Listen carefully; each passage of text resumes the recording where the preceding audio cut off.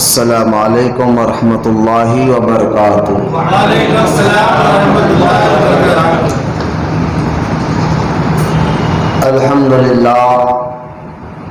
الحمد للہ رب العالمین، والصلاة والسلام علی سید المرسلین وعلی آلہ وصحابہ اجمعین، اما بعد فأعوذ باللہ من الشیطان الرجیم، بسم اللہ الرحمن الرحیم، ان اولیاؤہ الا المتقون، آمنت باللہ صدق اللہ العلی العظیم، وقال اللہ تعالی شان حبیبہ الکریم، ان اللہ وملائکتہ یصلون علی النبی یا ایھا الذین آمنوا صلوا علیہ وسلموا تسلیما۔ اللهم صل على سيدنا ومولانا محمد وعلى آله وصحبه أفضل صلواتك وعدد معلوماتك وبارك وسلم صلاة وسلاما عليك يا سيدي يا حبيبي يا رسول الله صلى الله تعالى عليه وآله وصحبه وسلم، أما بعد۔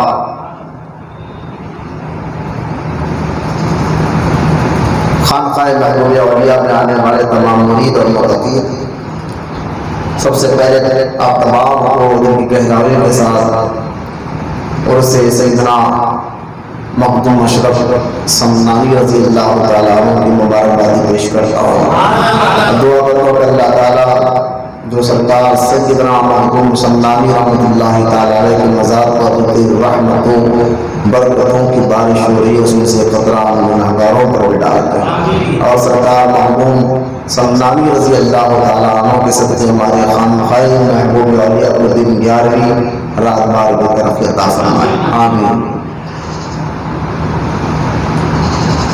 سفر کا یہ تو 28 محرم کو آپ کو اس مبارک کرتا ہے، اور یہ سفر کا مبارک مہینہ اور اس کی 9 تاریخ بھی، یعنی شان کی 9 تاریخ بھی ہے۔ پھر سرکار سیدنا حسن بن احمد شہید المعروف حسینی بابا رحمۃ اللہ تعالیٰ علیہ کی مہینے کی فاتحہ کا دن بھی آج ہے، اور انشاءاللہ اللہ زندگی رکھا تو آنے والے 9 چاند کی تاریخ کے حساب سے بتا رہا ہوں، انشاءاللہ 2023 آنے والے 4 کی 9 کو انشاءاللہ تعالیٰ حضرت کا سالانہ اور اس سے مبارک بھی ہوگا انشاءاللہ۔ آج کا یہ دن اور یہ مبارک مہینہ، پھر میں کہہ رہا ہوں سفر کو بار بار میں مبارک مہینہ اس لیے کر رہا ہوں کیونکہ بہت سے لوگ سفر کے مہینے کو معاذ اللہ منحوس سمجھتے ہیں، اور خاص طور پر عورتوں کے ذہن میں یہ بات بیٹھی ہوئی کہ سفر کے مہینے میں کوئی بھی اچھا کام نہیں کرنا چاہیے، اور خاص طور سے 13 تاریخ کو لے کر 13 تیزی کا نام دے کر عجیب عجیب باتیں اور عجیب عجیب طریقے رواج میں پڑے ہوئے ہیں۔ تو لہٰذا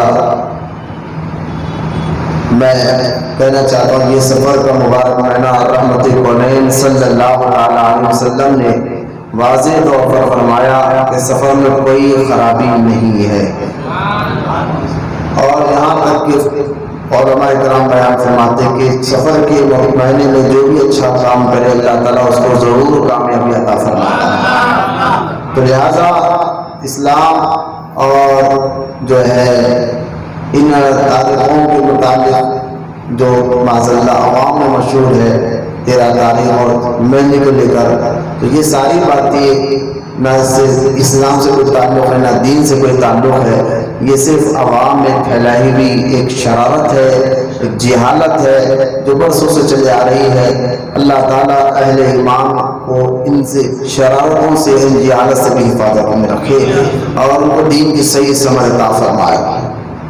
اگر سفر کا اور جب 13 تاریخ آئے گی تب ہم انشاءاللہ آنے والے جمعہ پر اللہ زندگی رکھا تو اس پر ہم بات کریں گے۔ آج کا جو میں نے عنوان ٹاپک رکھا ہے وہ سرکار سیدنا مخدوم سمنانی رضی اللہ تعالیٰ عنہ کے عرص مبارک کے تحت رکھا گیا ہے۔ کیونکہ جو آیت پاک میں نے پڑھی ہے یہ 90 پارے کی آیت ہے سورہ انفال اور آیت نمبر 32 سے 32، جس میں اللہ تعالیٰ ارشاد فرماتا ہے ان اولیاء الا المتقون۔ اس آیت میں ان یعنی ان کا معنی ہے، میں نے جمعہ میں بھی تقریر کی تھی کہ الا کا لفظ کا معنی کیا ہے، انا کا لفظ کا معنی کیا ہے، اور تقریر انٹرنیٹ پہ اپلوڈ بھی ہو گئی، یوٹیوب پر موجود بھی ہے۔ یہ جو جمعہ میں نے کیا تھا تقریر میں الا اور انا کا معنی جو ہے بڑے ہی پیارے علماء کرام نے بیان فرمائے ہیں۔ بس میں اور آسان کر کے سمجھاتے ہیں، طاقت دیر نہیں رہتی۔ انا یعنی ان کا لفظ جو ہے کوئی خاص بات کے لیے اللہ تعالیٰ استعمال فرماتا ہے۔ قرآن پاک میں جب بھی انا یا انا یا الا کا لفظ ہے تو سمجھ جاؤ اس کا معنی ہے خبردار، بے شک، یعنی کوئی بات جو اللہ کہنے جا رہا ہے تو کوئی خاص بات ہے جو پہلے آپ کو خبردار کر رہا ہے، کچھ اہم بات ہے جو اللہ تعالیٰ بیان کرنے جا رہا ہے۔ یہ عربی لغات یعنی عربی ڈکشنری بھی اگر ہم کھول کر پڑھیں گے عربی ڈکشنری تو اس میں بھی ان لفظوں کے معنی آپ کو سمجھ آئے گے۔ عربی کیونکہ قرآن عربی میں اترا ہے، عربی لینگویج یعنی عربی بول چال میں قرآن اترا ہے، تو قرآن پاک کو سمجھنے کے لیے عربی ڈکشنری کو پڑھایا جاتا ہے، یعنی عربی لینگویج کو پڑھایا جاتا ہے۔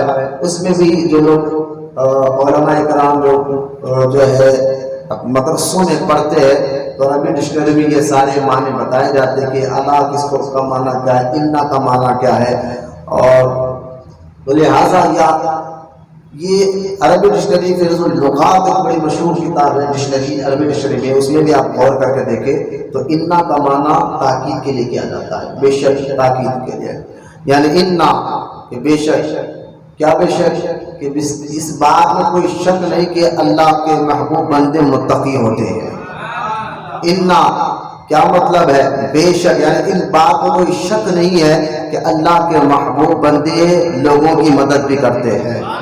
انا یعنی بے شک، کیا مطلب ہے اس کا کہ اس بات میں کوئی شک نہیں کہ اللہ کے نیک اور محبوب بندے دنیا سے جانے کے بعد، قبر میں آنے کے بعد بھی لوگوں کی مدد کرتے ہیں۔ اگر انا کے لفظ کی تشریح کیا جائے تو بہت سے اس کے معنی نکل جاتے ہیں، لہٰذا اس پر میں نے تقریر جمعہ میں کی ہے، آپ انٹرنیٹ پر دیکھ سکتے ہیں۔ تو ان اولیاء الا المتقون جو یہ آیت پاک چل رہی ہے کہ اللہ فرماتا ہے کہ بے شک اولیاء ولی کی جمع ہے۔ ولی یعنی ولی کا معنی بھی اگر یہ بھی عربی لفظ ہے، واو لام یا ولی، اگر ولی کا معنی بھی عربی ڈکشنری میں دیکھیں تو اس کے بھی کئی معنی نکلتے ہیں۔ ولی کا معنی دوست کے بھی ہے، ولی کا معنی مدد کرنے والے کے بھی ہے، ولی کا معنی محبوب کے بھی ہے، ولی کا معنی قریب کے بھی ہوتے ہیں۔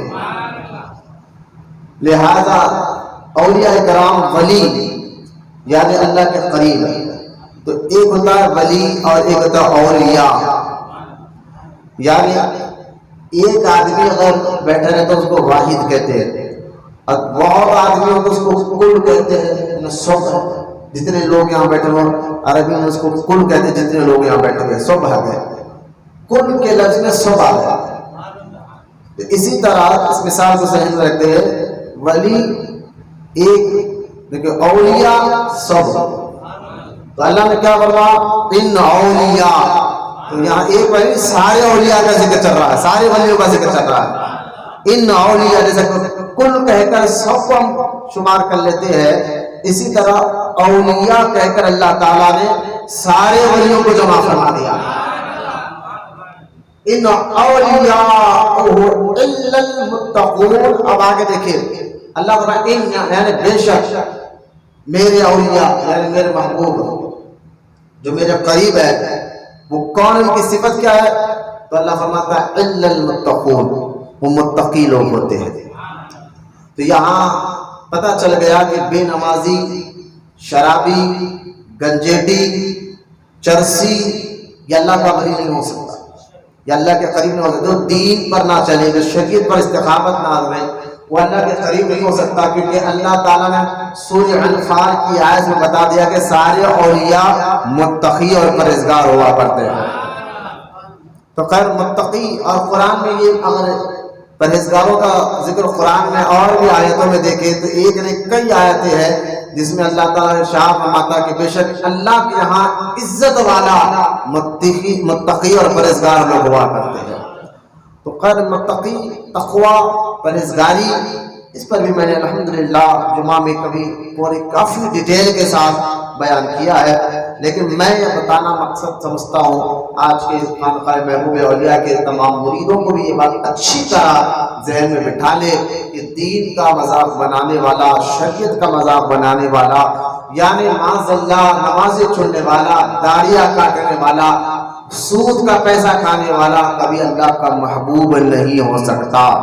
کیونکہ آج ایسے لوگ ہو رہے ہیں، ابھی جو دور چل رہا ہے ان کا کاروبار سود کا ہے، ان کا کاروبار شراب کا بھی ہے، ان کے مریدوں میں شرابیاں ہے۔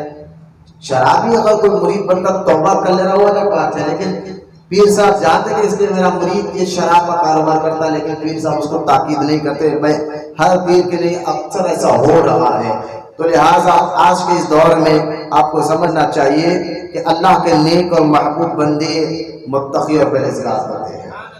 اب دوسری لفظ یعنی نہ وہ اپنے مریدوں کو حرام کی غذا کھانے کا حکم دیتے ہیں نہ خود کھاتے ہیں۔ ولیوں کے بارے میں نے ایک روایت پڑھی تھی جس میں علماء کرام بیان فرماتے ہیں ولی متقی یعنی تقوی کس کو کہتے ہیں، میں نے کہ آپ کا تقوی، کان کا تقوی، زبان کا، پیٹ کا، ہاتھ کا، پیر کا، یہ تقوی ہوتا ہے۔ بابا فرید گنج شکر نے فرمایا ہے۔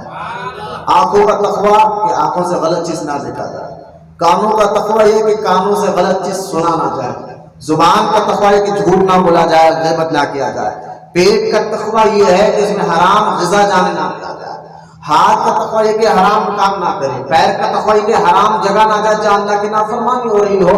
تو یہ ہوتا ہے تقوی، اسی کو متقی کہتے ہیں، اسی کو پرہیزگار کہتے ہیں۔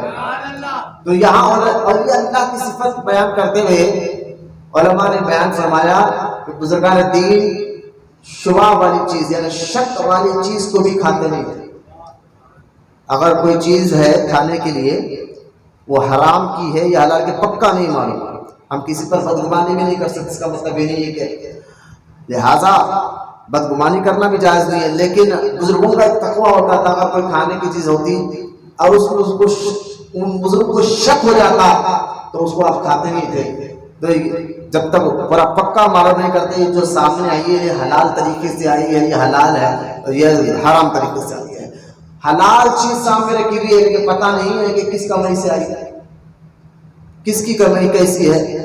میں پھر کہہ رہا ہوں یہ آپ کو اور ہم کو کسی کی کمائی پہ شک کرنا نہیں ہے، البتہ ایسے لوگ پورا جس کا محلہ پورا جانتا ہے کہ یہ بنا بندہ سود کا کاروبار کرتا ہے تو اس کی کمائی پہ بولنا کہ اس کا حرام کا پیسہ ہے تو یہ غلط نہیں ہے، کیونکہ وہ کھل کر گناہ کر رہا ہے، سب کو معلوم ہے، سارے محلے کو معلوم ہے، سارے گلی کو معلوم ہے کہ فلاں بندے کا کاروبار سود کا ہے، فلاں بندے کا کاروبار شراب کا ہے، فلاں، تو سب کو جب معلوم ہے تو، لیکن معلوم نہیں ہے تو شک بھی نہیں کر سکتے جب تک اتھینٹک بات آپ کے سامنے آ جائے ثبوت کے ساتھ، کسی پر بھی کسی کی کمائی پر بھی بدگمانی نہیں کر سکتے۔ لیکن اولیاء اللہ کا تقویٰ یہ تھا کہ وہ شک والے شبہ والے چیز کو بھی ہاتھ نہیں لگاتے تھے، کیونکہ تقویٰ میں نے حرام کا ایک لقمہ بھی اگر پیٹ میں چلے جائے تو بزرگان دین جانتے تھے کہ سارا تقویٰ مر جاتا ہے، یعنی روحانیت جو آتی ہے تقوی سے آتی ہے، جسم میں جو روحانی طاقت آتی ہے وہ تقویٰ پرہیزگاری سے آتی ہے۔ اگر اس کو اگر روحانیت کو ختم کرنا ہے تو حرام کا ایک لقمہ اگر کھا جائے تو ساری سال کی محنت مشقت مجاہدہ جو آپ نے کیا تھا وہ سارا ختم ہو جاتا ہے، حرام کا ایک لقمہ ساری عبادت کو ملیامٹ کر کے رکھ دیتا ہے۔ اس لیے جو ہے بزرگان نے دیکھا جیسا کہ اورنگزیب رحمۃ اللہ تعالیٰ علیہ کہ جو استاد تھے ملا جیون رحمۃ اللہ تعالیٰ علیہ، جب بھی ملا جیون جو ہے میرٹھ سے دہلی آتے تو اورنگزیب بادشاہ تھے پورے ہندوستان کے، لیکن آپ محل میں نہیں بلکہ ایک جھوپڑی میں رہا تھا، اورنگزیب بالکل ادب کے ساتھ آ کر ملا کرتے تھے۔ اس سے پہلے بھی کئی واقعات میں سنا ہوں کہ ملا جیون اور اورنگزیب کا کیسا تعلق تھا، بچپن میں کیسے ان کو پڑھایا تھا۔ ایک بار ہوا یوں کہ اورنگزیب رحمۃ اللہ تعالیٰ علیہ نے ایک کا سکہ، یوں سمجھے اس کے دور کا ایک آنا، وہ اپنے استاد اپنے پیر کی ملا جیون رحمۃ اللہ تعالیٰ علیہ کی خدمت میں دیا کہ حضور یہ نذرانہ ہے قبول فرمائے۔ تو آپ نے فرمایا اورنگزیب یہ جو تم مجھے ایک آنا دے رہے ہو یہ بتاؤ یہ حلال ہے کے ذریعے سے آیا ہے یا حرام کے ذریعے سے آیا ہے؟ حلال اور حرام کے ذریعے سے کیسے آیا ہے؟ آج ہمارے پاس ایسے پیر بھی ملیں گے کہ معلوم ہے پیر صاحب کو کہ مرید سود کا کاروبار کر رہا ہے، سود سے لے رہا ہے، لیکن اس کے نذرانے خوشی لے لیتے۔ توفیق نہیں ہے کہ ان کو بولا جائے کہ یہ کیا کام کر رہا ہے، کہہ کے پیسے لا رہا ہے۔ تو خیر اورنگزیب رحمۃ اللہ تعالیٰ علیہ نے اسی وقت اپنے وزیر کو بلایا اور بلا کر ملا جیون رحمۃ اللہ تعالیٰ کے سامنے فرمایا کہ تم کل کا سارا حساب دو، جو سارا دن میں خرچ ہوا ہے، گورنمنٹ کا مال ہے، سب سارا حساب دو۔ تو اس نے سارا حساب بتا دیا، اس میں ایک آنا بڑھ کر آ رہا تھا۔ تو اورنگزیب نے اپنے وزیر سے پوچھا یہ ایک آنا بڑھ کے کیوں آ رہا کہ یہ گورنمنٹ مال سے یہ ایک آنا تم نے لیا کیوں میرے سے بغیر پوچھے؟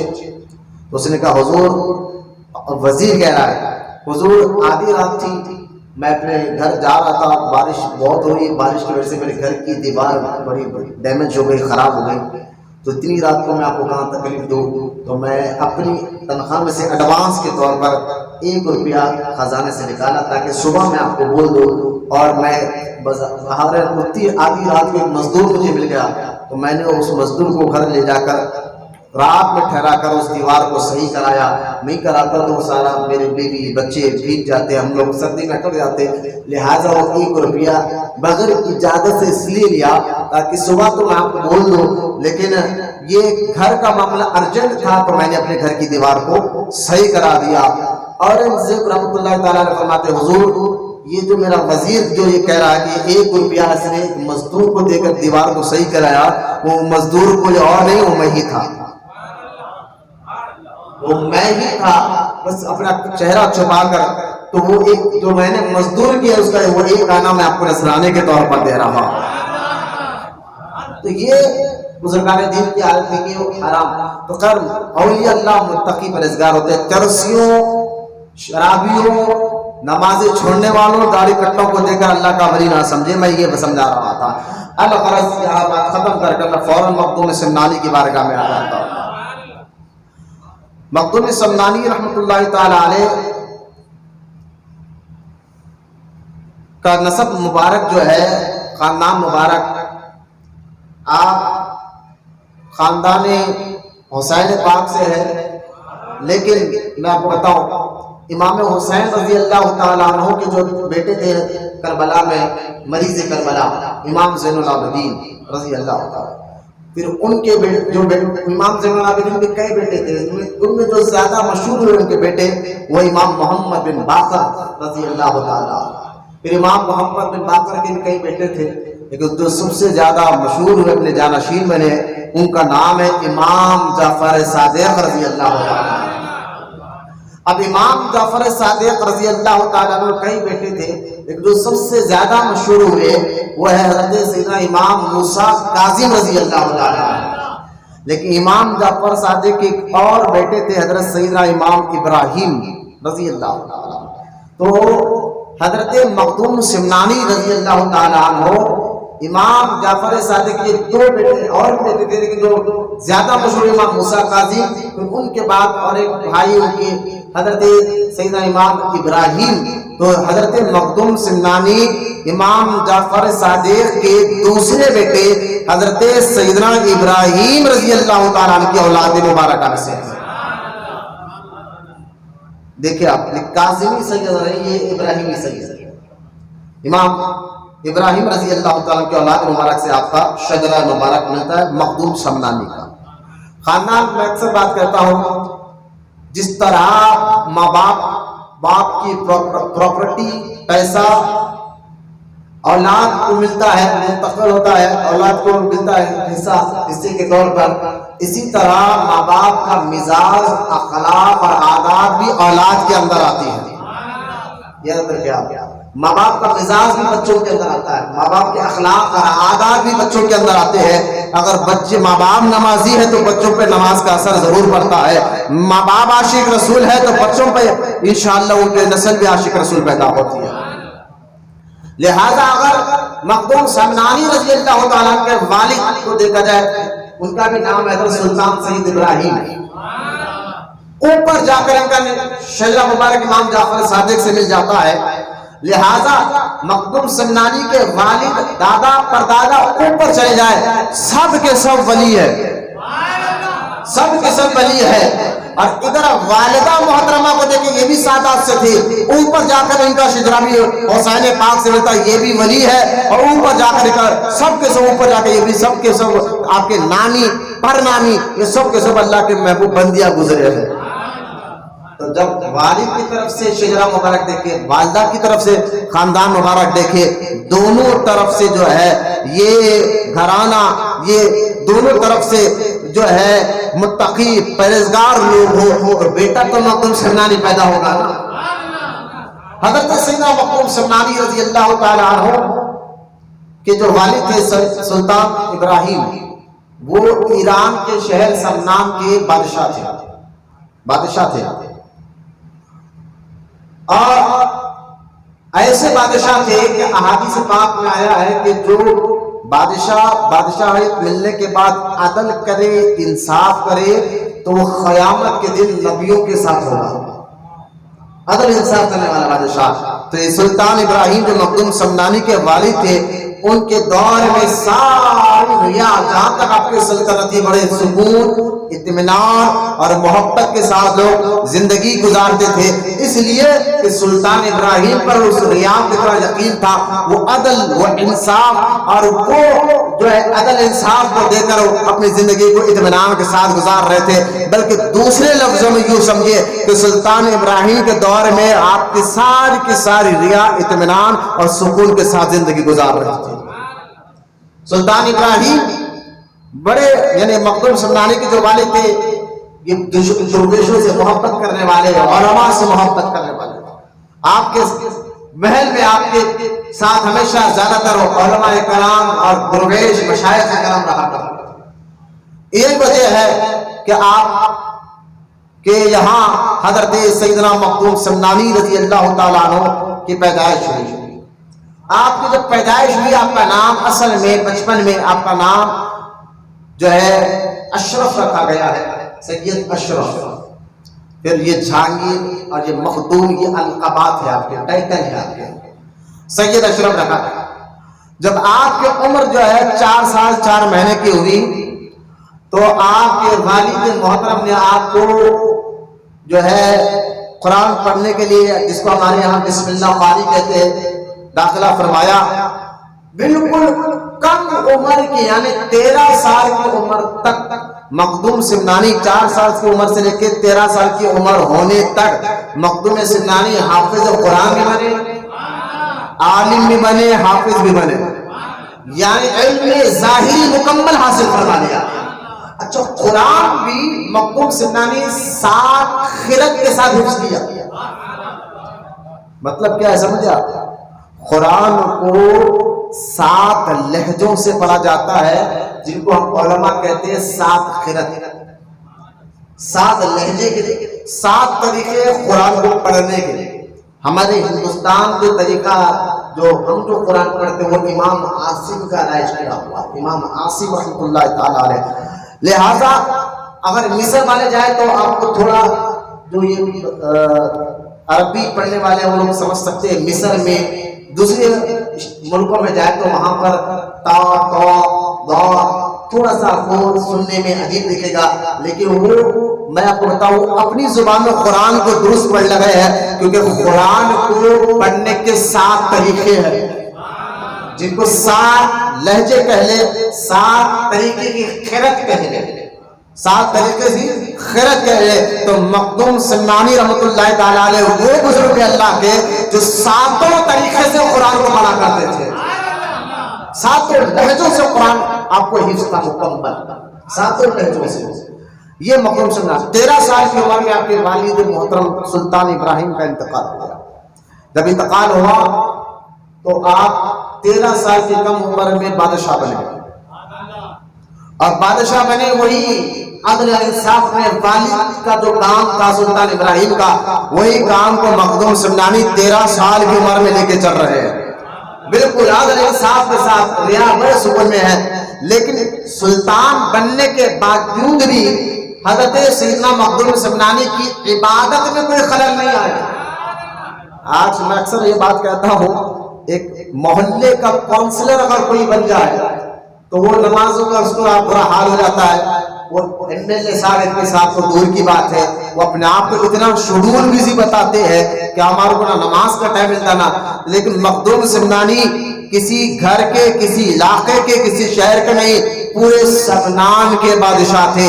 بادشاہ بننے کے بعد بھی نہ آپ کے نماز فرض اور سنت نفل تو دور کی بات ہے، تہجد بھی نہیں چھوٹا کرتی تھی، اور اشراق اور چاش کی نماز نہیں چھوٹا کرتی تھی، مغرب کے بعد کی اوابین کی نماز تک نہیں چھوٹا کرتی تھی۔ یہ مخدوم سمنانی رحمۃ اللہ تعالی علیہ کے علم میں نے آپ کو بتا دیا، صرف 13 سال کی عمر میں حافظ قرآن اور عالم علم زاہد مکمل تھا۔ اچھا، یہ 13 سال کی عمر سے لے کر آپ سلطنت لے کر چل رہے ہیں سلطان مخدوم سمنانی رحمۃ اللہ تعالی علیہ، تو اسی درمیان آپ کے یہاں خضر علیہ السلام کا آنا جانا بھی رہا۔ ہاں بولیے محمد کہیں کو دیکھ رہے احمد بھائی بولے باہر جا کے بولے پھٹے کو یہ تو نہیں وسن کو شراب کیوں باہر جا کے دو سنے بٹنا سیف اگر تکلیف تم کو ہے تو کرسی کو بیٹھے، میں معلوم پاری تکلیف، لیکن ہاتھ ایسا ٹیکا لے کے بیٹھنا تکبروں کا طریقہ ہے، سرکار نے منع فرمایا، مسجد میں نہیں کہیں پر بھی نہیں بیٹھے انشاءاللہ۔ ہاں اگر آپ کی تکلیف میرے کو معلوم ہے، میں بالکل آپ کو تکلیف ہے تو کرسی پہ بیٹھیے، بیٹھ کے لیکن اطمینان سے سو گیا۔ لہذا مخدوم سمنانی رحمۃ اللہ تعالی علیہ کے یہاں 23 سال کی عمر تک جب آپ کا رہا تو خضر علیہ السلام، جانتے ہیں خضر علیہ السلام کون ہے؟ یہ موسیٰ علیہ السلام کے دور کی ولی ہے، ان کی نبوت میں اختلافات ہیں، یہ نبی ہے یا نہیں، لیکن یہ دعا اللہ تعالیٰ سے لگی کہ یہ اب قیامت تک زندہ ہے، ان کی دعا قبول ہوئی۔ آب حیات کسی نے کہا یہ آب حیات کی ہوئے ہے، خضر علیہ السلام اس پر میں نے کئی بار کاپی کی ہے، تو یہ اولیاء اللہ کے نیک بندوں سے ملا کرتے اللہ کے حکم سے۔ خضر علیہ السلام کی ملاقات حضرت مخدوم سمنانی رحمۃ اللہ تعالی علیہ سے بہت زیادہ رہی ہے، توجہ سے سنیں میرے ایک بات۔ 23 سال کی عمر مبارک میں خضر علیہ السلام نے کہا کہ اب حکم ہے آپ کو اللہ اس کے رسول کا کہ آپ سلطنت چھوڑیے، اور اس وقت ملک ہندوستان کا شہر پانڈوا، وہاں پر آپ کا حصہ حضرت سیدنا علاء الحق پانڈوی رحمۃ اللہ تعالی علیہ کے یہاں رکھا ہوا ہے، وہاں فوراً جائیے۔ جب یہ حکم ملا خضر علیہ السلام کے ذریعے سے اللہ اس کے رسول کا، تو حضرت مخدوم سمنانی رحمۃ اللہ تعالی علیہ اپنی ماں کے پاس آئے اور ماں سے کہا کہ میں اب ترک سلطنت کرنا چاہتا ہوں، یعنی سلطنت چھوڑنا چاہتا ہوں۔ اچھا، یہ بھی ایک خاصیت دیکھے کہ سلسلے چشتیہ میں یہ تو اور بھی بزرگ نے اپنے سلطنت چھوڑی ہے، لیکن جو معروف ہے، مشہور زیادہ ہے، وہ 2 بزرگ ہیں جنہوں نے اللہ کی رضا کے لیے اور ولایت کے اعلیٰ مقام جن کو ملا ہے وہ ترک سلطنت کی وجہ سے، سلطنت چھوڑنے کی وجہ سے ملا ہے۔ ان میں سے ایک سیدنا ابراہیم بن ادھم ہے رحمۃ اللہ تعالی علیہ، جو خواجہ غریب نواز کے پیروں میں آتے ہیں، ابراہیم بن ادھم رحمۃ اللہ تعالی علیہ، اور دوسرے مخدوم سمنانی رحمۃ اللہ تعالی علیہ۔ ولایت کا پہلی سیڑھی ترک دنیا ہے، یاد رکھیں، ولایت کی، اللہ کو قرب حاصل کرنے کی ولایت کی پہلی سیڑھی ترک دنیا ہے۔ اب دنیا سے مراد، ترک دنیا سے مراد یہ نہ سمجھے کہ حلال کمانا چھوڑ دے، بس ایک تسبیح لیجئے، جانماز لیجئے، جنگل میں جا کر اللہ اللہ کرتے بیٹھ جائے، یہ مطلب نہیں ہے۔ ترک دنیا سے مراد کیا ہے؟ تو ایک بزرگ نے کیا پیارا جواب دیا، جب تو اللہ کو بھول جائے چاہے تو مارکیٹ میں ہو کہیں پر بھی ہو تو سمجھ جائے تو دنیا دار ہو گیا. لیکن تو اگر مارکیٹ میں بھی بیٹھا اور اللہ تجھے یاد ہے تو یہ دنیا داری نہیں ہے. ایک دوسرے آسان لفظوں میں آپ کو یہ بات سمجھا رہا ہوں ترک دنیا کا مطلب کیا ہے. لیکن ولایت کا اعلیٰ مقام یہ ہے کہ بزرگان دین سب کچھ چھوڑ دیتے ہیں. تو مخدوم سمنانی رحمۃ اللہ تعالیٰ علیہ گھر بار شہر نہیں بلکہ اپنی سلطنت کو چھوڑا. ماں کے پاس اجازت نہیں، ماں بھی تو سیدہ تھی نا. ماں نے یہ نہیں کہا کہ آپ جو ہے یہ کیسا ہوگا، میں تم کو کیسے چھوڑوں، سلطنت کون سنبھالے گا، یہ ہوگا نہیں. بلکہ مخدوم سمنانی رحمۃ اللہ تعالیٰ علیہ کی ماں نے فوراً اجازت دی. آج کی ماں ہوتی تو آج دیکھ لے کئی ایسے مائیں ہیں جو بچوں کو داڑھی رکھنے سے منع کرتے ہیں. یہاں تک کہ اگر اللہ ایسے بھی ماں باپ، میں ہر ماں باپ کی بات نہیں کر رہا ہوں، لیکن آج جو ہو رہا ہے ایسے لوگ بھی آپ کو ملیں گے. اگر بچہ نماز پڑھنے لگ جائے تو ماں باپ پریشان ہو جاتے ہیں کہ ملا بن گیا ہے، مرشد بن گیا ہے. اور بچہ اگر بیان سننے چلے جائے تو اس کو چھوڑو یہ سب باتیں. پہلے تم امریکہ جانے کا سوچو، تم لندن جانے کا سوچو، تم یورپ جانے کا سوچو. آج ایسے ماں باپ ہے نماز پڑھنے پر بچے داڑھی رکھنے پر پریشان ہو جاتے ہیں. لیکن اللہ ماشاءاللہ میں ہر ماں باپ کی بات نہیں کر رہا ہوں، لیکن مخدوم سمنانی کی ماں پریشان نہیں ہوئی. اتنی بڑی سلطنت چھوڑ کے جا رہے ہیں تو فوراً ہنسی خوشی اللہ کی رضا کے لیے اجازت عطا فرما دی.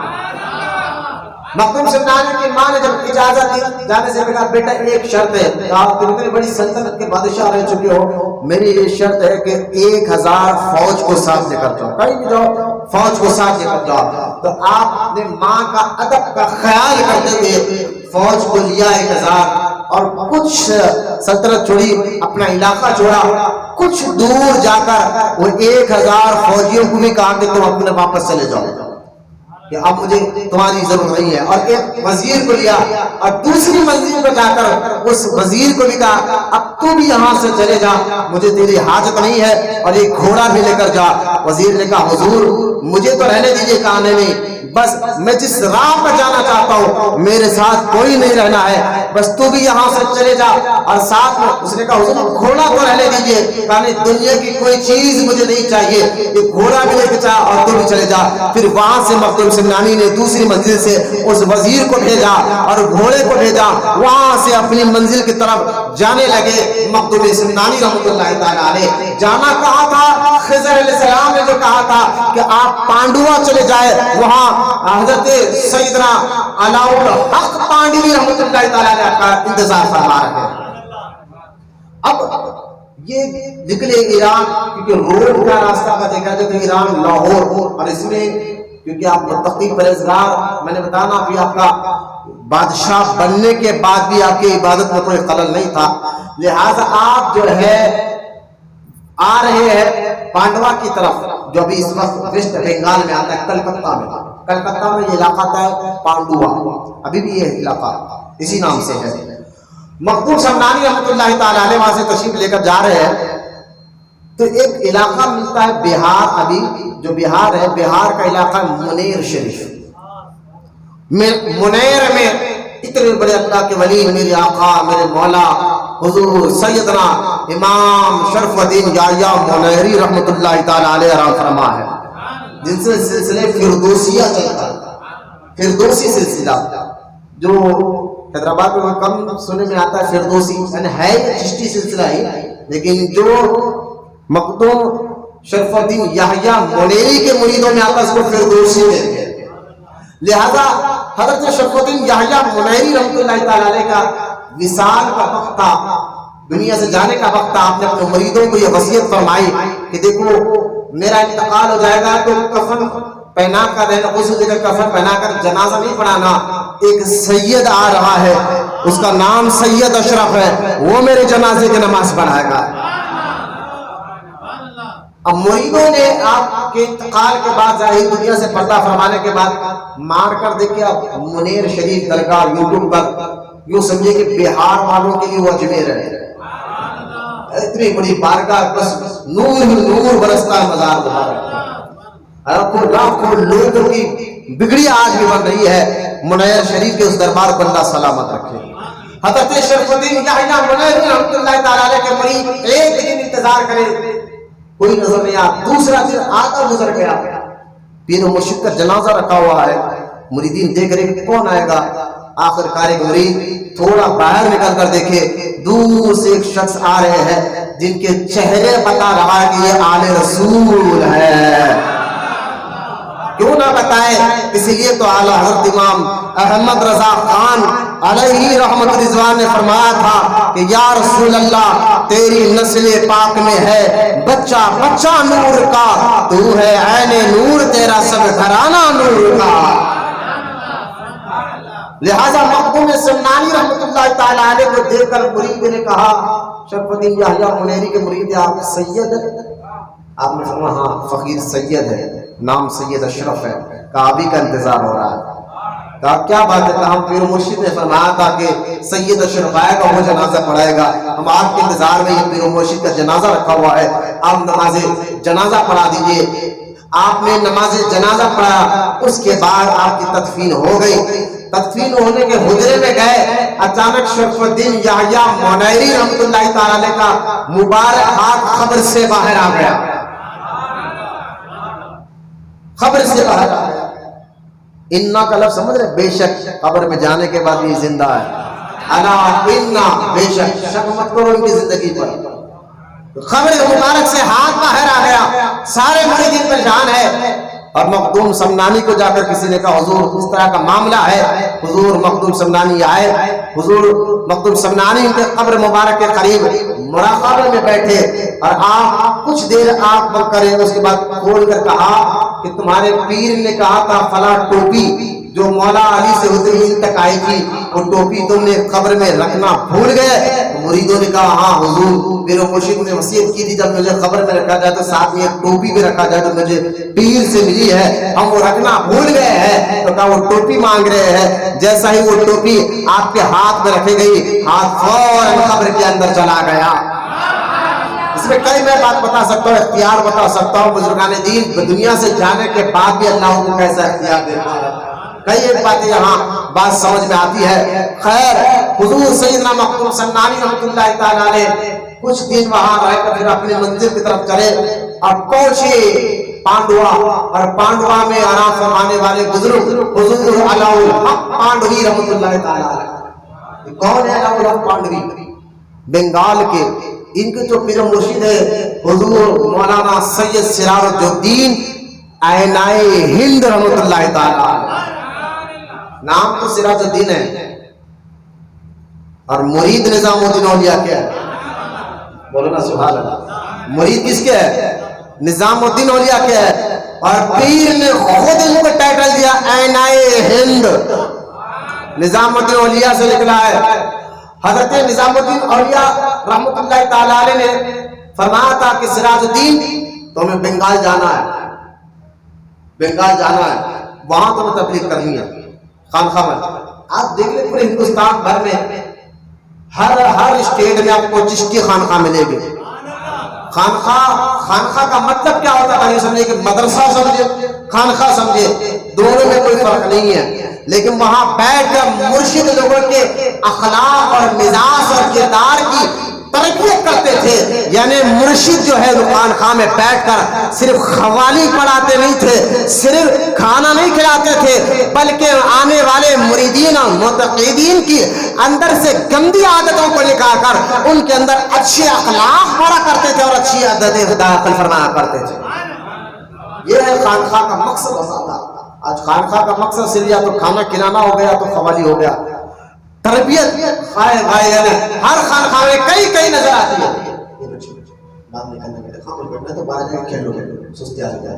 لہذا صحیح جو مقصد ہے خانخواہ کا وہ آپ کو کئی نظر آئے گا، ورنہ تو یا تو قوالی نظر آ رہی ہے یا تو کھانا کھلایا جا رہا ہے۔ تربیت جو اہم مقصد تھا سارے بزرگان دین کا، اور خصوصاً ہندوستان میں جو آج فیض مل رہا ہے سارے مسلمانوں کو، اس کے پیچھے جو نہر ہے وہ چشتیہ نہر ہے۔ جو چشتیوں کی محنت ہے حضور غریب نواز رحمۃ اللہ تعالیٰ علیہ. اور میں اکثر ایک بات اور یہ کہتا ہوں، سارے سلسلے ہمارے سر کے تاج ہے، ہر ولی ہمارا سر کا تاج ہے، لیکن میں جہاں مقام و مرتبے کی بات نہیں کر رہا ہوں. آپ دیکھیں ولیوں کے سردار میرے آقا غوث اعظم دستگیر ہے، کوئی شک نہیں، کوئی ڈاؤٹ نہیں ہے. لیکن میں ایک بات یہ کہنا چاہتا ہوں، سارے سلسلوں کو دیکھ لیں آپ، ایک کے بعد دیگر. اگر کسی سلسلے میں اپنے وقت کا بڑا بزرگ آیا ہے وہ سلسلے چشتیہ میں آیا ہے، ایک کے بعد ایک. آپ دیکھیں غریب نواز، اور ان کے بعد دیکھیں تو قطب الدین بختیار رکاکی، پھر ان کے بعد دیکھیں حضور بابا فرید گنج شکر، پھر ان کے بعد دیکھیں حضور نظام الدین اولیاء، پھر ان کے بعد دیکھیں تو سلطان نصیر الدین روشن چراغ دہلوی رحمۃ اللہ تعالیٰ علیہ، ان کے بعد دیکھیں تو بندہ نواز کے سدراس رحمۃ اللہ تعالیٰ علیہ. چشتیوں کا کام تھا کہ نظام الدین اولیاء، میں جمعہ میں نے بات کی ہے، حیدرآباد دکن میں رہنے والوں مسلمانوں نظام الدین اولیاء کا شکر ادا کرو. اپنی ظاہری زندگی میں 1400 خلفاء کو دکن کی طرف بھیج کر ہمیں سیراب کرایا ہے، یہ نظام الدین اولیاء ہے. نظام الدین اولیاء کی عادت پاک تھی، مرید کی پوری مکمل تربیت کرتے، خلافت دیتے، اور اس کو فلاں علاقے کو میں نے تمہیں خلافت دی، جاؤ وہ خانقاہ بناؤ، لوگوں کی تربیت کرو. مولانا محبت سے سبحان اللہ. مولانا سراج الدین جو نظام الدین اولیاء کے خادم و مرید، نظام الدین اولیاء نے فرمایا کہ تم بنگال چلے جاؤ، وہاں جا کر اپنی خانقاہ بناؤ. تو مولانا سراج الدین نے فرمایا حضور وہاں پر ایک شعر ہے، میں اس کے سامنے ٹک نہیں پاؤں گا، بڑا عالم ہے، اس کو گنج نبات کہتے ہیں. کون ہے جانتے ہیں؟ جو مولانا سراج الدین نظام الدین سے کہہ رہے تھے یہ مرشد ہے مخدوم سمنانی کے. وقت کے بڑے عالم، اتنے بڑے عالم کے اس وقت میں نہ انٹرنیٹ کا دور، نہ فیس بک کا دور، نہ ریڈیو کا دور، لیکن پورے دلی میں ان کے نام کا چرچا تھا.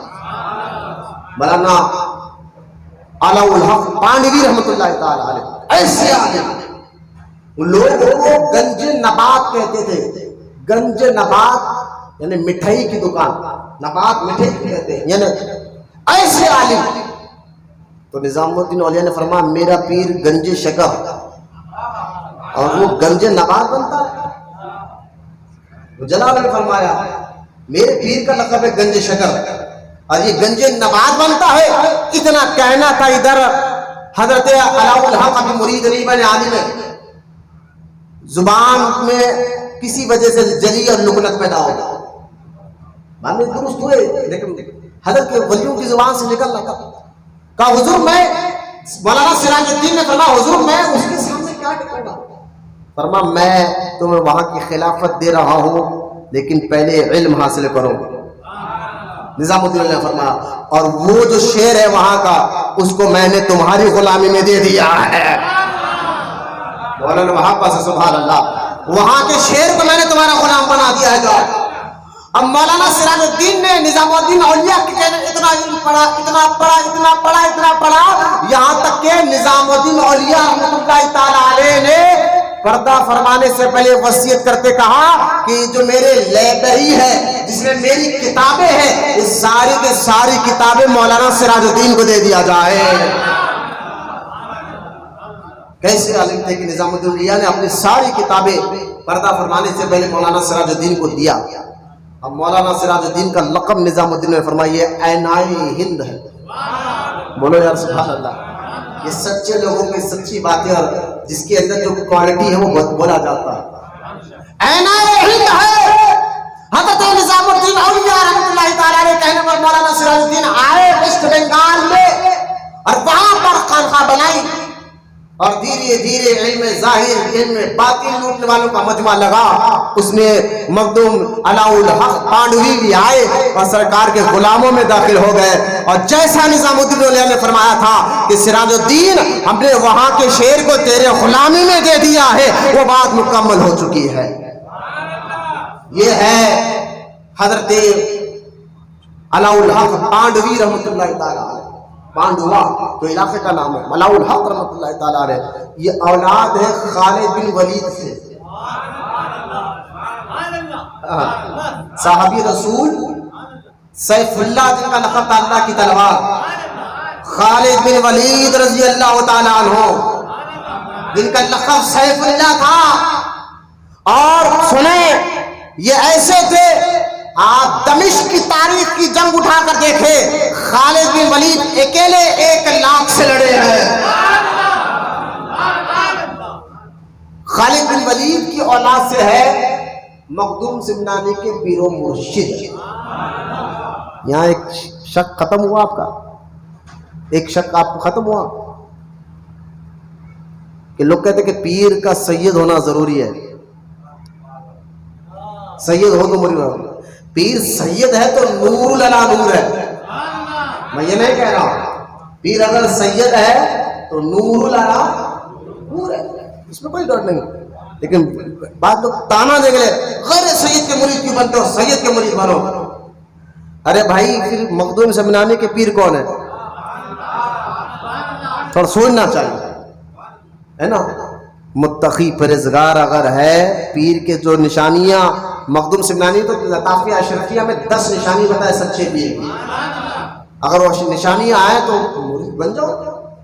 الغرض ادھر خضر علیہ السلام نے، اور سکون سے آنا تھا بیٹا، آرام کر کے بہت جلدی آ گئے تم بھی، آگے بھی بڑا باہر ٹہل کے کر کے سکون سے آنا تھا، بھی سکون سے آنا تھا۔ مخدوم سمنانی رحمۃ اللہ تعالیٰ علیہ کے جو پیر و مرشد ہے علاء الحق مانڈوی رحمۃ اللہ تعالیٰ کو ادھر خضر علیہ السلام نے آ کر فرمایا تھا کہ وہ سید زادہ آ رہا ہے، وہ شہباز ہے۔ جو شہباز اس کو کہتے ہیں نا جو اونچی بلند، اس پرندے کو کہتے ہیں جو جس کی اونچائی یعنی بہت اونچا اڑتا ہے وہ آسمان پر، اس کو شہباز کہتے ہیں۔ فرمایا خضر علیہ السلام بار بار کہہ رہے علاء الحق آ رہے، قریب آ گئے، وہ قریب آ گئے، وہ قریب آ گئے ہیں۔ ایک وقت آیا کہ بالکل قریب آئے، علاء الحق پانڈوی نے فرمایا وہ سید، وہ شہباز ہے جو آ رہا ہے، اب اس کے استقبال کے لیے ہم خود جائیں گے۔ آپ نے 2 سواری لی اور اس پر بیٹھ کر شہر کے باہر جا کر استقبال کر سید اشرف مخدوم سمنانی کو اپنے ساتھ سواری پہ بٹھا کر خانقاہ لے کر آئے۔ بولو محبت سے سبحان اللہ۔ اب اس خانقاہ میں حضرت مخدوم سمنانی رحمۃ اللہ تعالیٰ علیہ کی تربیت ہوئی علم باطن میں۔ علاء الحق مانڈوی رحمۃ اللہ تعالیٰ نے وہ دیا جو سراج الدین عین ہند سے لیا تھا، اور سراج الدین عین ہند نے نظام الدین اولیاء سے لیا تھا، لہذا وہاں سے تربیت ہوئی۔ 2 سال رہے، میں یہاں پر واقعہ چھوڑا، وقت ختم ہونے آ گیا ہے، میں کچھ اور بات آپ کو سمجھانا چاہتا ہوں۔ 2 سال آپ وہاں پر رہے، پیر کی خدمت میں رہے، اور یہ طریقہ رہا تھا پیروں کا، جو بھی مرید خانقاہ میں آتا تربیت کے لیے اسے مجاہدہ کرایا جاتا۔ مجاہدہ کرنے کے، مجاہدہ کرنے سے ہی روح صاف ہوتی ہے، دل صاف ہوتا ہے، دماغ کے خیالات صاف ہوتے ہیں، بندہ رب کے قریب جاتا ہے، اس کو مجاہدہ کہتے ہیں۔ اور مجاہدہ کے الگ، ہر خانقاہ کے الگ الگ طریقے ہوتے تھے۔ بعض خانقاہ میں طریقہ یہ ہوتا تھا کہ مجاہدہ کے نام پر مرید کو کام دے دیا جاتا تھا کہ یہ کام تمہیں کرنا ہے، یعنی جھاڑو مارنا ہے یا برتن دھونا ہے یا فلاں آپ جا، تاکہ جیسی پیر دیکھتا کہ مرید کے اندر تکبر زیادہ ہے تو ایسا کام کو کہ جھاڑو مارنے کا کام ہے، تاکہ جیسا یہ صاف کرتے جائے فرش کو، اس کا دل تکبر سے صاف ہوتا جائے۔ لہذا مخدوم سمنانی رحمۃ اللہ تعالیٰ علیہ کو کوئی کام اپنے مرشد نے نہیں دیا، کہا تمہارا دل ہی خود ہے نا، میں کیا کام دوں تمہیں، لیکن حضور مجھے کچھ تو کام دینا چاہیے۔ مخدوم سمنانی اپنے پیر و مرشد کی خانقاہ کی مسجد کے باہر خود جا کر اپنی مرضی سے، پیر نہیں جائے میری، پھر بھی جا کر پانی لا کر پانی چھڑک کر جھاڑو مارا کرتے تھے۔ یہ کام خانقاہوں میں کام کرنا یہ مریدوں کو سمجھنا چاہیے، بڑے بزرگوں نے کہا ہے، تبھی ہمارے اندر سے انا جاتی، تکبر جاتا، حسد جاتا ہے، ورنہ انہیں بڑا میں بڑا، یہ میں چلتا ہی نہیں یہاں پر بزرگوں کے پاس، میں کو ختم کر دیا جاتا ہے، صرف تو اور کچھ نہیں۔ آج اسی ان کے ساری اخلاق مزاج میں پیدا کیا جاتا ہے، اس لیے ان کی تربیت خانقاہ میں ہوا کرتی ہے۔ صرف قوالی سنا کر نہیں بجایا جاتا، صرف ہاتھ چما کر پیر چما کر نہیں، تربیت کیا جاتا تھی۔ 2 سال تک رہے، اس کے بعد پھر مرشد نے بہت سی چیزوں سے آپ کو علم باطن کا مالا مال کیا، اور اب مالا مال کرنے کا فرمایا کہ مخدوم ہم نے آپ کو روح آباد کی قطبیت عطا فرمائی، اب تم روح آباد چلے جاؤ۔ مخدوم سمنانی رحمۃ اللہ تعالی علیہ اپنے مرشد کی اجازت سے وہاں سے نکلے، جونپور آئے، بنارس آئے، یہاں پر بھی کئی واقعے ہیں۔ جونپور میں جب آپ آئے تھے تو آپ کے علم کا شہرہ ہوا، لوگ آپ سے ملنے آئے، اور جب لوگ آپ سے ملنے کرنے آتے تھے نا مخدوم سمنانی سے، تو کچھ علماء بھی آئے، اور وہاں پر آپ نے ایک کتاب بھی لکھی تھی جس میں آپ نے خلفائے راشدین کی تعریف کی، اور اس کتاب پر غلغلہ ہوا۔ الغرض ایک عالم نے کہا میں ان سے سوال کروں گا، جواب نہیں دے سکے۔ مخدوم سمنانی کے سامنے وہ سوال کرنے کے لیے آئے، اور وہ جب پورے علماء بیٹھ گئے، مخدوم سمنانی کے انتظار کرے جب آنے تو ہم سوال کریں گے۔ مخدوم سمنانی جیسا ہی اس کمرے میں، جس کمرے کے اندر علماء بیٹھے ہوئے ہیں سوال کرنے کے لیے، مخدوم سمنانی گئے تو اکیلے تھے، اچانک ایک اندر داخل ہوئے اکیلے، لیکن ہو بہو مخدوم سمنانی کی طرح اور ایک آئے، ایک گئے ان کی طرح ان کے ساتھ اور ایک آئے، پھر وہ دو، پھر دوسرے اور آئے، تین آئے، چار آئے، اب پورے طرف خالی مخدوم سمنانی نظر آ رہے ہیں۔ اب اس عالم کو جو سوال کرنے کے لیے آیا تھا، مخدوم سمنانی نے قریب بلایا، بتا ان میں سے سوال کس سے کرے گا؟ تو مولانا محمد سے سوال۔ مخدوم سمنانی علیہ رحمۃ رضوان کی اس کرامت کو دیکھو، اس نے سوال سے توبہ فرمائی۔ مخدوم سمنانی علیہ رحمۃ رضوان نے بہت سے لوگوں کو کلمہ پڑھایا، تربیت کراتے کراتے پیر دوسری مرتبہ پیر کی خانقاہ میں پہنچے، یہ دوسری مرتبہ آپ کا پیر کی خانقاہ میں پہنچے، اور صبح صبح پیر و مرشد اٹھنے سے پہلے تہجد میں وضو کے پانی کے لیے اٹھ رہے تھے۔ پیر و مرشد خانقاہ جس کمرے میں مخدوم سمنانی کھڑے تھے نا، اس کمرے کے باہر سے اب دیکھیں یہاں ذرا اشارے میں بات سمجھتے ہیں۔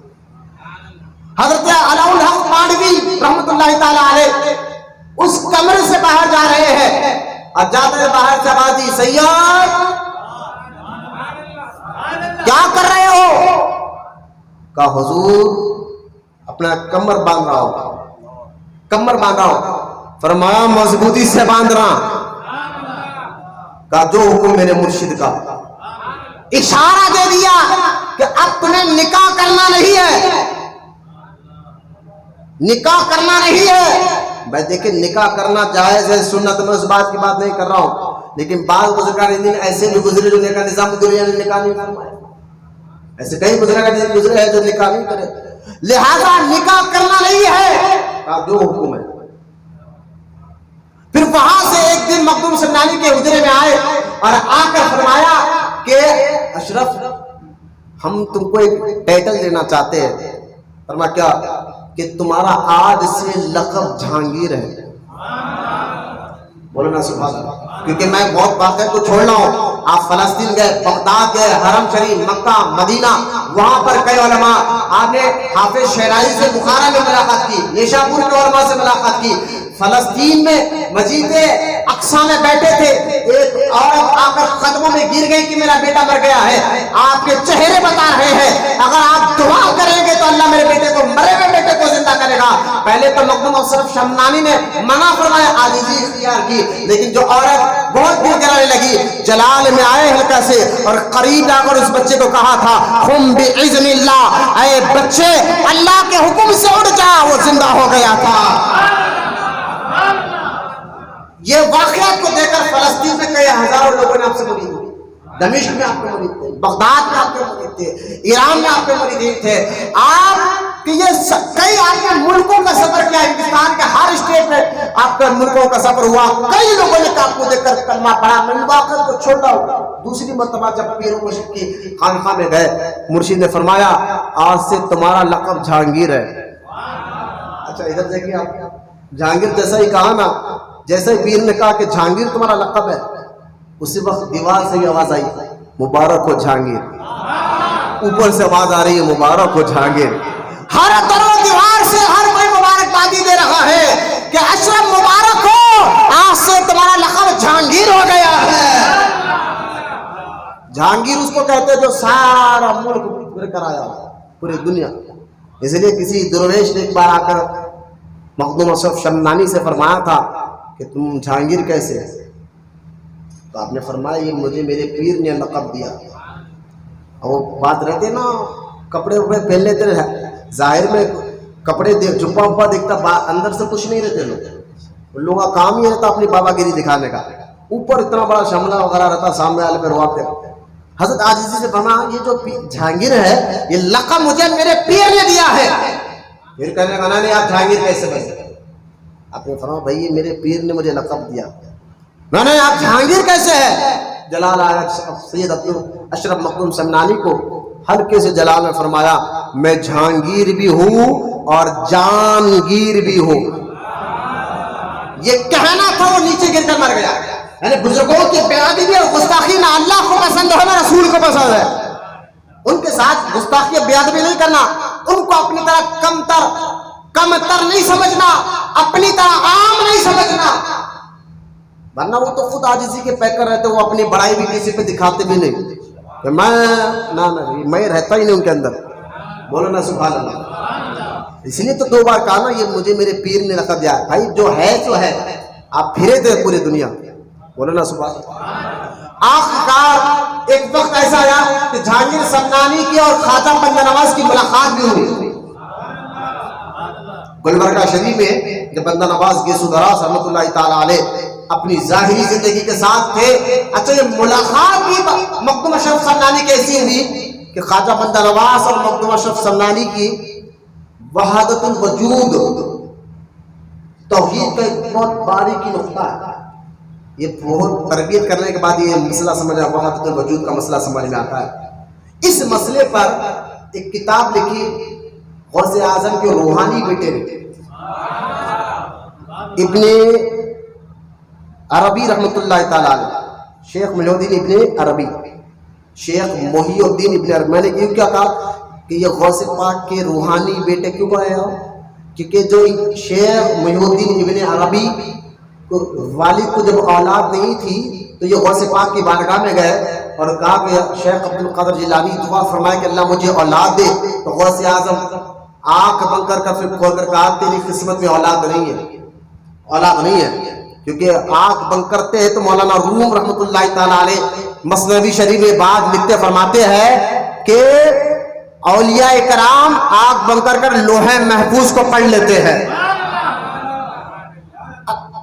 جب کہا تو تھوڑے سے ناراض ہوئے کہ حضور بڑی امید لے کر آیا ہوں, کچھ تو کرم فرمائیے. تو غوث پاک نے اپنے ابن عربی کے والد کو قریب بلایا اور اپنی پیٹھ ان کی پیٹھ کو لگڑا, اپنی پیٹھ مبارک کو ان کی پیٹھ کو لگڑا. فرما کہ عبد القادر نے اپنا ایک بیٹا تیری پشت میں دے دیا. بولا محبت سے سبحان اللہ. ہاں, باپ کی پیٹھ کی ریڑھ کی ہڈی میں جو پانی ہوتا ہے اسی سے بچہ ہوتا ہے, یاد رکھیں آپ. لہذا یہ کہنا تھا انہی کو جو بیٹا پیدا ہوا شیخ محی الدین ابن عربی, ان کی لکھی ہوئی کئی کتابیں ابن عربی کی. ایک ہے فتوحات مکیہ جس کو بڑے بڑے بزرگان دین درس دیتے تھے تصوف کے لیے. فتوحات مکیہ کتاب کا نام, اعلیٰ حضرت دیا کرتے تھے. بڑے بڑے بزرگان دین جو ہے اس کتاب کا درس اپنے مریدوں کو دیتے تھے, اور اس کے لیے ویسا پیر بھی ہونا چاہیے, اس میں باتیں ایسی لکھی ہوئی ہے. اور اس لیے ابن عربی کی کتاب ہے, ابن عربی کی کتاب ہے خصوص الحکم. خصوص الحکم ان کی کتاب ہے. تھوڑا یہ علمی بات بھی ذرا ہضم کرے آپ تاکہ سمجھ جائے کہ بزرگان دین معاذ اللہ صرف کراماتیں نہیں دکھاتے, وہ تو دکھاتے ہیں دین کی تبلیغ کے لیے. لہذا خصوص الحکم جو کتاب ہے وحدت الوجود میں ابن عربی نے لکھی ہے, اور اس پر بندہ نواز کو کچھ علمی اختلاف تھا. اس بات پر مخدوم اشرف شمنانی کی اور بندہ نواز کی گھنٹوں بات ہوا کرتی تھی. بولو نا سبحان اللہ. وحدت الوجود کے مسئلے پر جو ابن عربی نے لکھا ہے خصوص الحکم پر, اس علمی اختلاف تھا بندہ نواز کو اس کتاب سے, اور مخدوم اشرف شمنانی اس کو سمجھا رہے ہیں بندہ نواز کو, اور دونوں میں بات ہو رہی ہے. آخرکار بندہ نواز گیسو دراز رحمۃ اللہ تعالیٰ علیہ نے مخدوم اشرف سمنانی کی بات کو مانا، اور ماننے کے بعد آپ نے یعنی بندہ نواز کے خصوص الحکم کی شرح لکھی.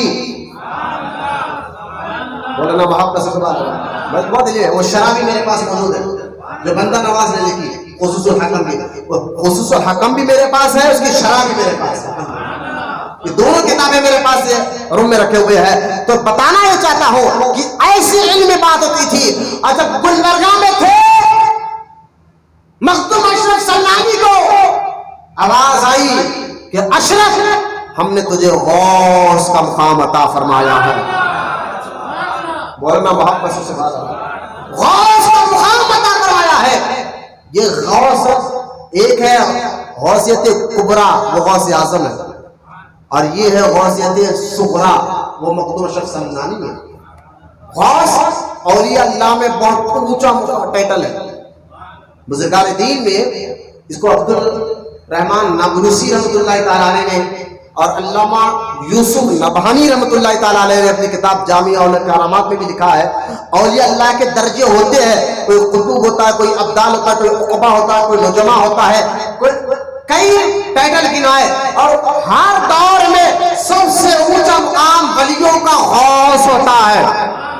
اور یہاں غوث اعظم کی بات نہیں کر رہے، وہ غوثیت کبریٰ کے پر فائز ہے. ہر دور میں غوثیت صغریٰ والے ہوتے ہیں، اور غوث ولیوں میں بہت اونچا مقام. ذرا میں ایک بات بتاتا ہوں، ذرا یہ بات سنیں. غوث اعظم غوثیت کبریٰ میں، اس لیے غوث اعظم فرماتے ہیں کہ میں سارے عالموں کو، دنیا کے سارے عالم کو ایسے دیکھتا ہوں جیسے ہاتھ میں رائے کا دانہ ہو. یہ غوث کی نظر دیکھیں، بولنا سبحان اللہ. غوث کی نظر دیکھیں کہ ایسے عالم.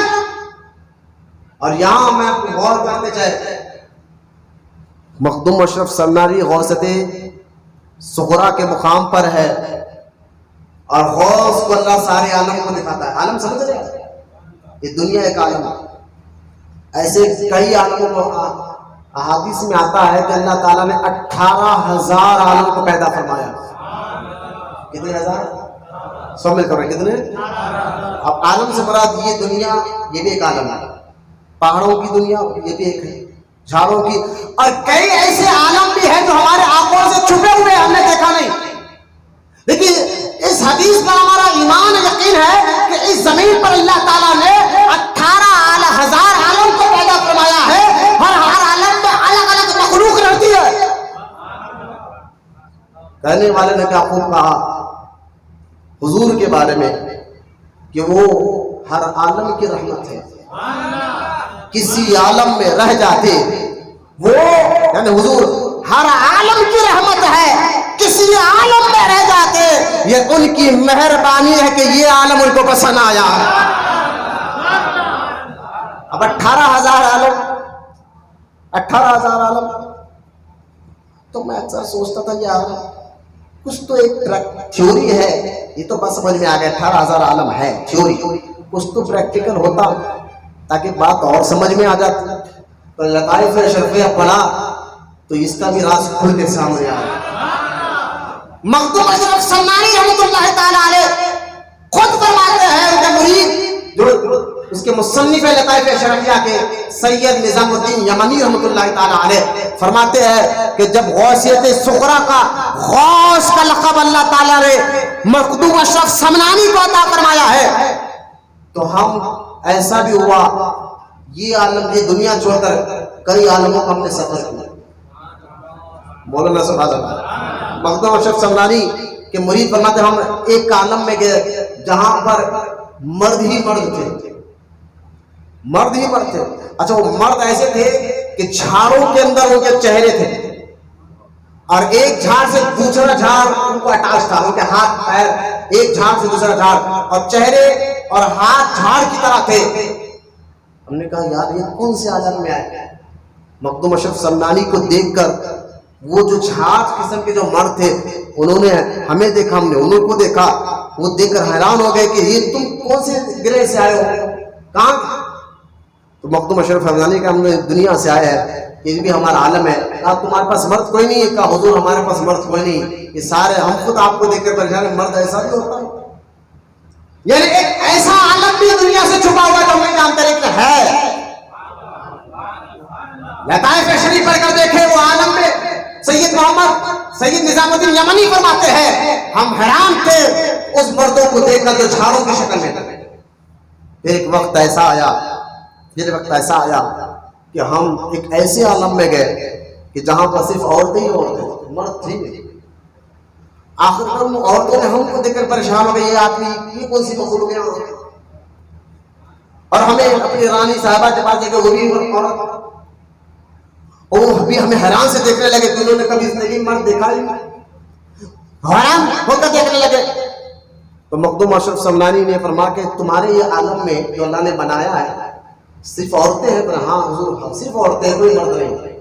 اچھا جب عورتیں ہیں مرد ہے ہی نہیں تو پھر تم عورتیں پیدا کیسا ہوتا ہو؟ فرما حضور اس کا راز آپ کو ایک رات ٹھہر کر سمجھ میں آئے. آپ یہ گزرے میں رکے ہو، معلوم تھا یہ کوئی اللہ کے وقت یہ ہر عالم میں رب کی توحید تو جانتے ہیں. تو کہیے اللہ کے مخلوق ایک روم میں ٹھہرا آدھی رات کے وقت، اب غلام کنیزوں میں آئے کہ حضور چلیے رانی صاحبہ بلاتی ہے. تو رانی صاحب بلانے کا گئے تو عورتیں جب ایک تالاب میں گئے ڈبکی مارتی ہے. تالاب میں ڈبکی مارنے سے پہلے حاملہ نہیں ہوتی، جیسا ہی پانی سے باہر نکلتی حاملہ ہو جاتی ہے. پر اس طرح اللہ تعالیٰ جو ہے ہمیں اولاد دیتا ہے. اس پانی میں خاصیت ایسی ہے ہم ڈبکی مارتے ہیں ہمیں ٹھہر جاتا ہے. مخدوم اشرف سمنانی کے مرید کہتے ہیں ہمیں حیران ہوئی کہ یہ عالم، ایسے کئی عالم میں مخدوم اشرف سمنانی کے بولو یار سبحان اللہ. نو کا تقویٰ کیسے بزرگ ہے مخدوم اشرف سمنانی جو کھچوچا میں آرام فرما رہے ہیں. میں یہ باتیں اس لیے کر رہا ہوں غور سے سنیں. اولیاء اللہ کو اللہ کیا کیا نظارہ دے گا. کئی کیونکہ غوث اعظم فرماتے میں نے 18,000 عالم کو ہاتھ میں رائی کے دانے کے برابر دیکھا ہے. مخدوم اشرف سمنانی بھی تو غوث کے لقب پہ ہے نا، تو کئی علاموں کو. سید محمد سید نظام الدین یمنی فرماتے ہیں ہم ایک دن سمندر میں جا رہے تھے، کشتی میں جا رہے تھے، سفر کر رہے تھے کشتی میں. ساتھ مخدوم اشرف سمنانی تھے، سارے مرید ادب کے ساتھ بیٹھے تھے. ادب بھائی لازم ادب ضروری ہے، جب تک ادب نہیں فیض نہیں ملتا. ہاں مخدوم اشرف سمنانی رحمۃ اللہ تعالیٰ علیہ نا کھانا کھا رہے تھے، اچانک سامنے سے کتا گیا. آپ نے اس کو بلایا، کتے کو بلاؤ، قریب لایا گیا. آپ نے اپنے برتن سے اس کو کھانا کھلایا. وہ اپنے برتن میں سے کھانا کھلا کے اس کو دے کھانا. لوگوں نے پوچھا حضور راز کیا ہے؟ فرمایا برتن تو دھونے کے ساتھ بتائے گا، کپڑا ناپاک اس کو بھی دھو لیں گے، لیکن اسی کلر کے کتے کو میں نے اپنے پیر کے خانقاہ کے باہر دیکھا تھا.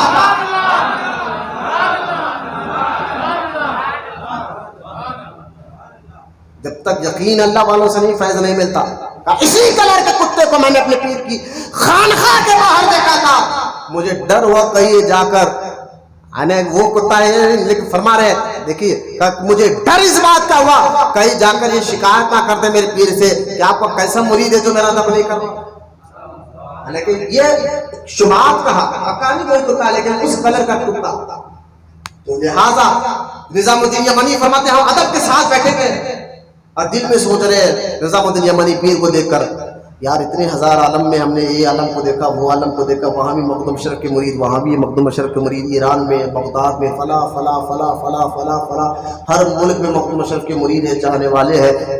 اب سمندر میں ہم جا رہے ہیں، کیا پانی میں بھی ہے؟ بولو سبحان اللہ. سمندر کی تہ بری کوئی اشرفی ہے؟ دل میں کہا بولا کچھ نہیں، دل میں سونے پیر کو دیکھ کر اچانک لطائف اشرف اٹھا کر دیکھے، اچانک سمندر میں بہارا آیا اور ایک بندہ باہر نکلا اور چہرہ سے یہاں تک پورا جسم انسان کی طرح، وہاں سے نیچے کا حصہ مچھلی کی طرح تھا. وہ ہمیں نظام الدین یمنی فرماتے اس بہرے سے باہر آیا اور ہمیں دیکھ کر سلام کیا اور سلام کر کے کہا کہ آپ میں سے مخدوم اشرف کون ہے؟ بولے سبحان اللہ. مخدوم اشرف کون ہے؟ ہم نے اشارہ کیا یہ ہمارے پیر بیٹھے ہیں، یہ ہمارے پیر یہاں بیٹھے ہیں. وہ گیا ادب کے ساتھ بیٹھا مخدوم اشرف نے فرمایا کون؟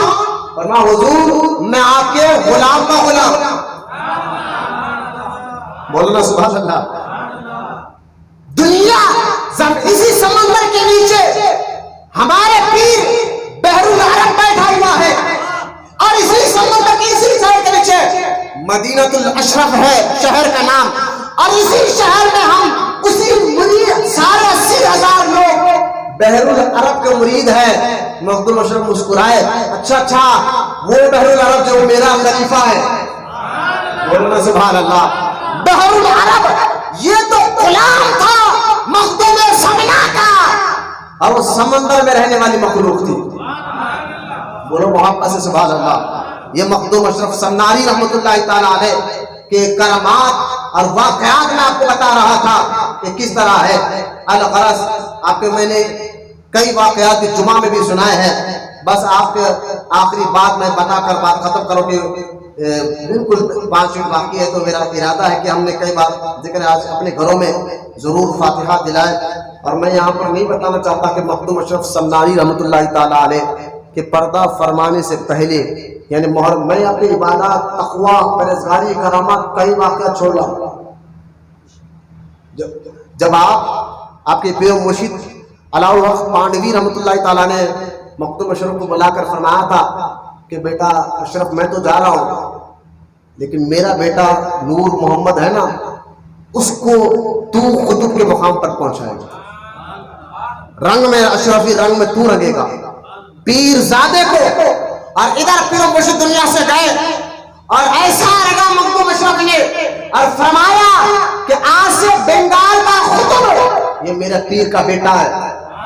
لوگوں نے کہا کہ اشرف سمنانی مخدوم اشرف سمنانی سے حضور ثبوت دیجئے, کہنے سے نہیں بنے گا. کہا قطب ثبوت مانتا ہوں یہ قطب ہے میرا پیر کا بیٹا. اگر آپ نے فرمایا کہ نور محمد تو سامنے پہاڑ دکھ رہا ہے اس پہاڑ کو بلاؤ. یہ کہہ رہے تھے پہاڑ اپنے جگہ سے ہلا. آپ نے فرمایا میں نے نہیں بلایا, ٹھہر جا. مخدوم اشرف وہ جس کے اشارے پر پہاڑ چلنے آ جائے.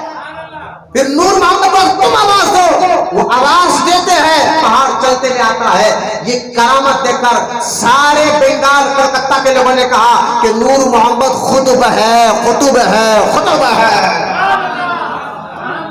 مخدوم اشرف وہ جو ایک پتھر کی مورتی کو دیکھ کر ایک مرید عاشق ہو گیا اور عاشقی میں وہی ٹھہر گیا. مرشد قریب گئے, فرمایا اس مورتی کو اتنا غور سے کیوں دیکھتا ہے؟ کہا حضور اتنی خوبصورت سے بنائی گئی ہے مورتی, مجھے اس سے محبت ہو گئی ہے. تو مخدوم اشرف نے اپنے مرید سے فرمایا اچھا محبت ہو گئی ہے تو جاؤ اس پتھر کو کہے کہ مخدوم اشرف بلا رہے ہیں. جیسا ہی مرید اس پتھر کو کہتا ہے وہ خوبصورت عورت بن جاتی ہے اور قریب آتی ہے. تو آپ نے اس کو کلمہ پڑھا کر نکاح پڑھا دیا اپنے ایک مرید کے ساتھ. حالانکہ ان کے اولاد بچے جب پیدا ہوتے تو ناخن جو ہے نا پتھر کے ہوتے تھے, حالانکہ ان کے اولاد گزری ہے. میں بتا رہا ہوں اللہ ایسی طاقتیں اپنے نبی کے غلاموں کو عطا فرماتا ہے. چاہے تو اشارے سے کایا ہی پلٹ دے دنیا کی, یہ شان ہے ان کے غلاموں کی, تو آقا کا عالم کیا ہوگا. بولے محبت سے سبحان.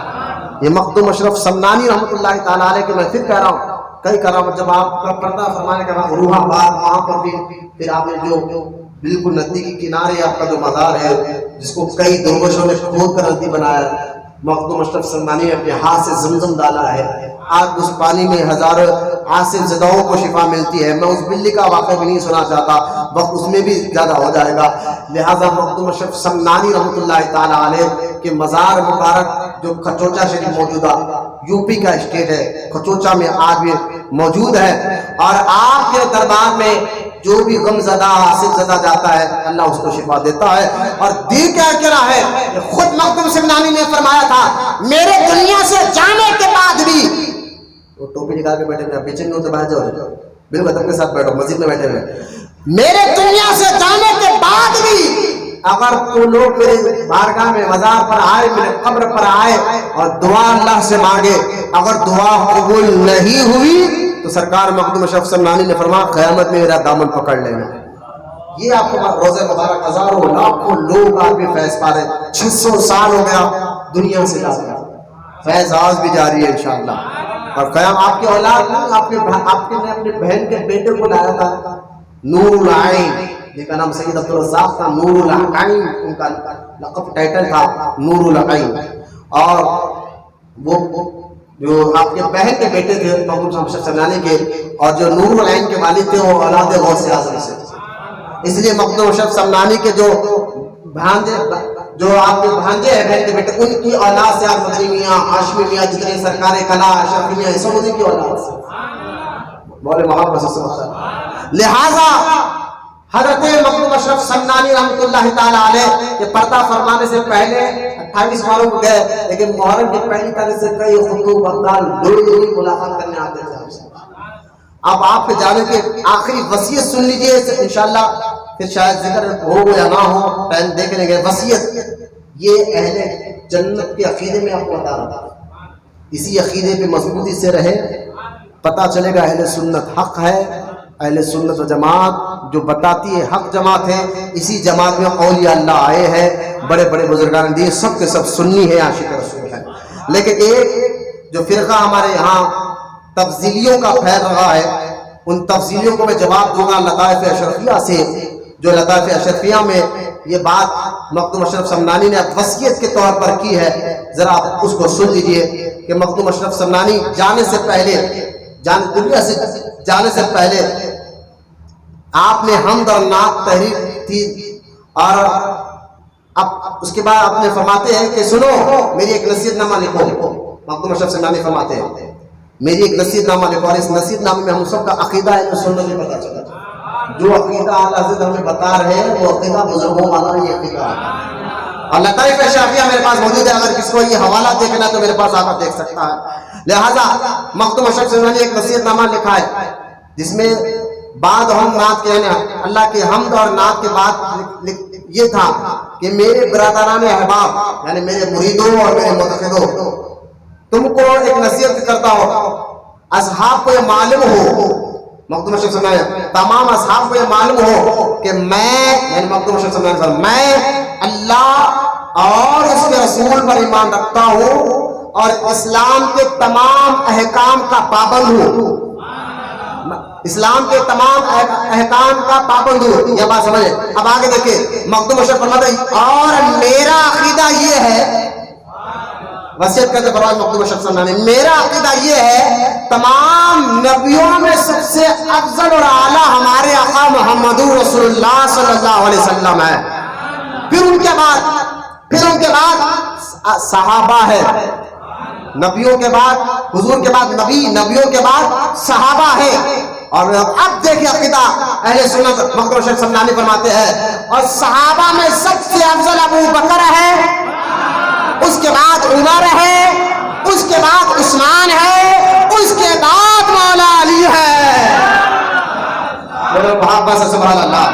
دمادم مست خلندر, دمادم مست خلندر, ابو بکر کا پہلا نمبر. یہ عقیدہ صرف بریلی والوں کا نہیں ہے, اعلیٰ حضرت نہیں ہے. اعلیٰ حضرت تو پرانا ہی عقیدہ آگے پہنچا ہے, کوئی نئی بات نہیں گئی, نہ نئی بات دکھائی ہے. جو کہتے ہیں بریلی والے تم ان لوگوں کو آج کل نئی نئی باتیں کرتے ہو. میں نے کہا پڑھنا لطائف اشرفی, اپنے آپ کو اشرفی کہو تو پھر اشرفی والا عقیدہ بھی پیدا کرو. خود آپ نے یہ لطائف اشرفیہ, پھر کہہ رہا ہوں میرے پاس موجود ہے کتابیں, میں نے یہاں اسکرین شاٹ کھینچ کر میں آپ کے سامنے رکھ رہا ہوں کہ آپ نے بتا دیا. اب آگے فرماتے ہیں سنیں, میرے فرزندوں, میرے معتقدوں, عقیدہ بتا دیا نا, فرمائے میرے فرزندوں یعنی میری اولادوں اور میرے عقیدہ مندوں کو معلوم ہو کہ میرا یہی عقیدہ تھا. جملہ ختم نہیں کہ آگے دیکھیں, میرا یہی عقیدہ تھا اور یہی ہے اور یہی اب تک رہے گا. آگے بڑھائے, جس شخص کا یہ اعتقاد نہ ہو, جو میرا عقیدہ میں نے بیان کیا, ابو بکر کا فرمایا, جس شخص کا یہ عقیدہ نہ ہو وہ گمراہ ہے, زندیق ہے, میں اس سے بیزار ہوں اور خدا اور اس کے رسول اس سے راضی نہیں ہے. یہ مخدوم اشرف سمنانی رحمۃ اللہ تعالی علیہ کے ملفوظات مخدوم سمنانی यानी आपको लताइफ अशरफी से मैंने एक हवाला कोट किया है, वक्त नहीं मिला, वरना मेरी आदत थी कि हम खास प्रोग्रामों में पौने 12 से हम बयान शुरू कर देते थे, लेकिन थोड़ा सा देर भी हो गई। नात खां माशाल्लाह अच्छी नात पढ़ रहे थे, मनकबत पढ़ रहे थे, उसमें सबका दिल लगा रहा। बुजुर्गों की उर्स मनाने से उनका अकीदा भी मालूम होता है, उनके तालीमात भी मालूम होते हैं। बस आसान लफ्जों में ये समझे कि बुजुर्गों को पढ़ने से इस्लाम समझ में आ जाता है। अल्लाह की बारगाह में दुआ, अल्लाह हम तमाम को कहने सुनने से ज़्यादा अमल की तौफीक अता फरमाए। जितने बूढ़े बच्चे नौजवान यहाँ बैठे हैं, उनके बैठने को कबूल फरमाए। वमा अलैना इल्लल बलाग। एक ऐलान सुन, इसके बाद अज़ान होगी, जिक्र का वक्त नहीं होगा। ऐलान ये कि इंशाअल्लाह आज मगरिब के बाद खाना खिलाया जाएगा, क्योंकि आज सरकार असल में नवाज शहीद अलमारूफ हुसैनी बाबा के महीने की फातिहा है, तो मगरिब की नमाज के साथ सलाम होगा और उस पर खाना खिलाया जाएगा। ज़रूर तशरीफ़ लाए। और अब जो कलमा तैयबा हमने मखदूम अशरफ सल्लाने की बारगाह में तोहफ़तन भेजने का था, 3,29,000 मतबा जितने इस्लामी बहनों बच्चों मुरीदों ने पढ़ा, अल्लाह सबको पढ़ने को कबूल फरमाए। वमा अलैना इल्लल बलाग वल्हम्दुलिल्लाहि रब्बिल आलमीन।